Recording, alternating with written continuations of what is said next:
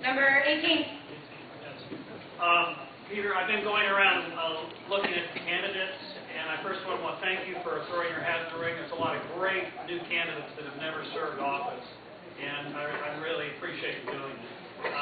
As far as some of the other town hall meetings, it's very apparent that we have two groups as a voting constituency. You have one group who's looking for government to solve their problems, and then you have the other half who are paying the bill. And we get it. We're not the problem. The problem is that you have nearly half the country who are benefiting from an expanding government. Now, it's one thing to cut government, but now you have this voting bloc that in 4-6 years, who's now out of work looking for transition, is going to come back with a vengeance and vote everything back in harder than ever. Yeah, that is the inherent problem with democracy.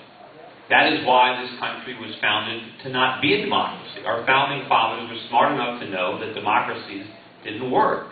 And they set our country up as a republic. And they had a lot of checks and balances to make sure that, the forces of democracy, which they called mobocracy, would be held in check. But unfortunately, a lot of those constitutional safeguards have been whittled away because the courts don't really enforce it. And now we do have a situation where the mob rules. And I understand that's difficult. I am talking about reducing payments to people who are getting checks from the government. Those people don't want that, right? Their initial instinct is to vote against me because I'm trying to take away government benefit. Now, hopefully, the people who are paying the taxes, and there's still more of us than them, if we can rally the people that are paying the taxes, see that I'm trying to keep the money in their pocket and not let the government take it, but hopefully I can convince some of the people that are on the dole right now that if it doesn't stop, that they too are going to lose. Because the money they're getting paid is going to have no value. Because we're going to destroy it. Because it's now too big. Hopefully some of the people who are getting Social Security will understand. Will understand that if we don't make some cuts, they're going to get nothing. Because they're going to get paid in worthless money. Because it's now at the point where it is so big that it can't go on. But maybe, look, the Founding Fathers didn't think democracy worked. I'm trying to prove them wrong. Hopefully, this could be a situation where a candidate can actually win, telling the truth and promising to diminish government benefits. And hopefully, either the people who are, paying the payout will rally. Usually, they don't vote. I mean, they're too busy working to vote. It's normally the people that are getting the check from the government. They vote more often because they want to preserve that check. And I've got to energize the people paying. I think one of the biggest parts of my campaign, the biggest backers I have, the reason I'm running is because of the young people.